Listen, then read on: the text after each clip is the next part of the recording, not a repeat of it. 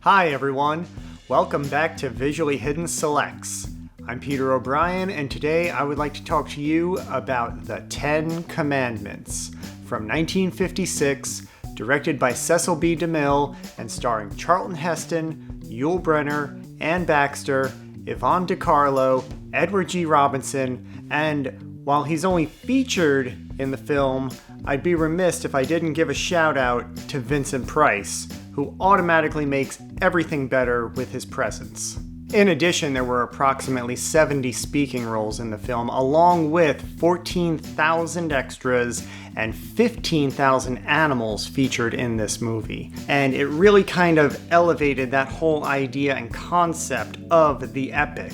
And this was decades before CGI was even a thought, you know? This is like Lord of the Rings scale storytelling, but for real. This film is actually a remake of a silent film from 1923 that was also directed by Cecil B. DeMille. The original film was actually filmed on the Guadalupe Dunes in California, and they built all of these extravagant sets for the film, and then they just bulldozed them and buried them in the sand and left them. So in California, there are actually faux Egyptian ruins buried in the dunes.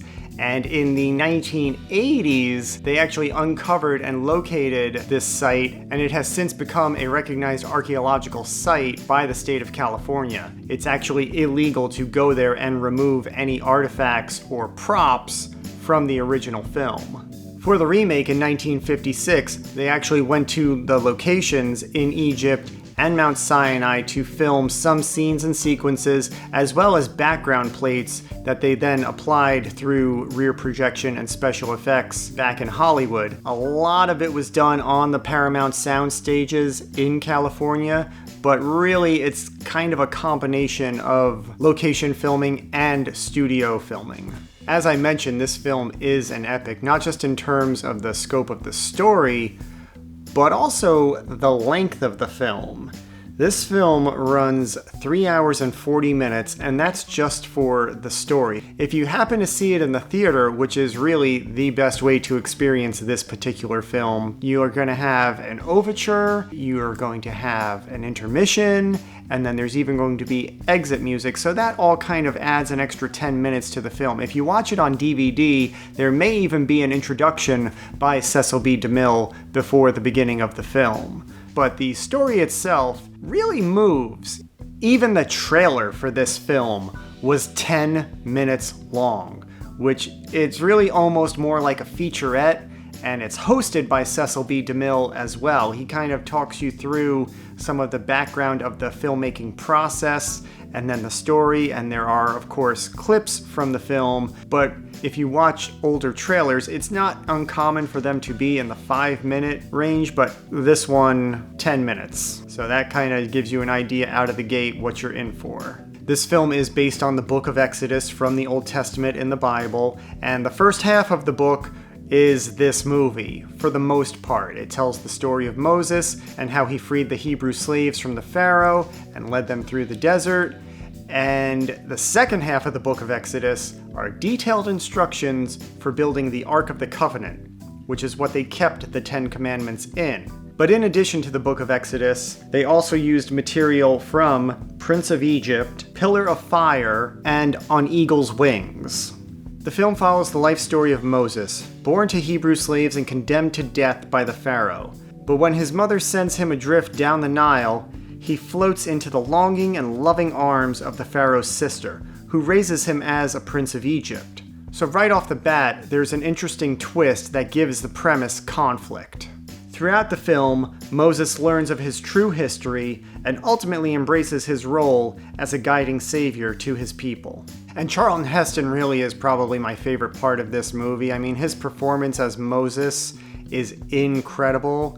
I was very familiar with him from the Planet of the Apes movies before this, and throughout the 90s, he would always pop up in films here and there. He has a small role in Tombstone. He has a small role in True Lies. He has a great cameo in Wayne's World 2. But I knew him primarily from his science fiction films in the 60s and 70s. So when I went back and checked out The Ten Commandments, I was just blown away by him in this film. And then subsequently in Ben-Hur as well. You know, those two movies kind of back to back in the late 50s really just solidified him as one of my personal favorite actors of all time. But his performance as Moses is really kind of exceptional because it spans several decades and iterations of the character. You know, he has a true hero's journey where his reluctance is constantly met by his fate, but the core of his character is there from the very beginning. You know, the integrity of Moses is really a desirable attribute that makes him captivating as a character, but also helps sustain the scope of the story. But Yul Brynner as Ramses, the Pharaoh, he is formidable against Moses. From the very beginning, you know, they're raised almost like brothers, but they never even really have a chance at brotherhood in a traditional sense. It really is kind of a rivalry from the very beginning to the very end. As an antagonist, you really can't do much better on screen. And it was actually while he was performing The King and I on Broadway that Cecil B. DeMille went and saw him perform and offered him the part of Ramses in The Ten Commandments. He subsequently starred in the film version of The King and I, which I believe he won the Oscar for that year. And most of the people who worked on the film, including Charlton Heston, praised Yul Brynner's performance in this film as the best in the film. And he has the signature line of the film, "So let it be written, so let it be done," which, funny enough, worked its way into the Metallica song based on the Ten Commandments. It is the chorus for their song Creeping Death off of their 1984 album Ride the Lightning. And I gotta tell you, when I was in high school, I listened to that album. I love that song. I had no idea it was related to this film until I started watching it. And then it all just kind of clicked and came together and just gave me a newfound appreciation for both the film and the band. But that song is also inspired by probably my favorite part of the film, when the creeping death crawls through the city searching for the firstborn son. And when you listen to the song and watch the movie, it really is like just such brilliant summation in the lyrics by James Hetfield. And then the way it all just ties together with the film too, it's really just a nice, fun gateway or companion for fans of either.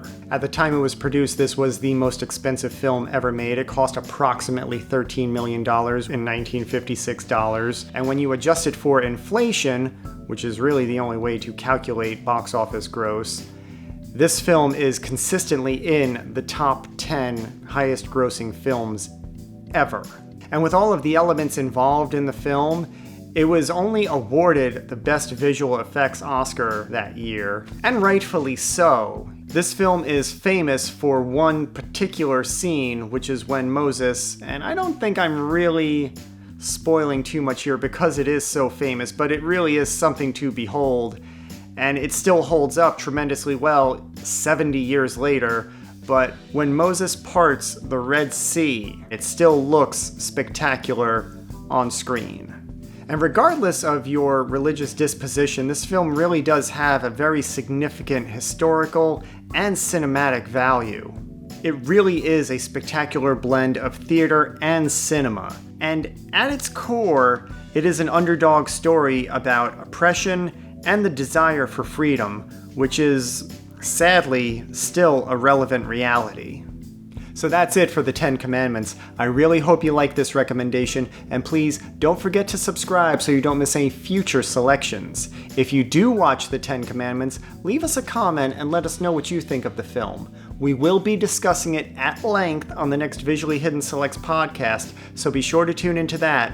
And until next time, so let it be written, so let it be done.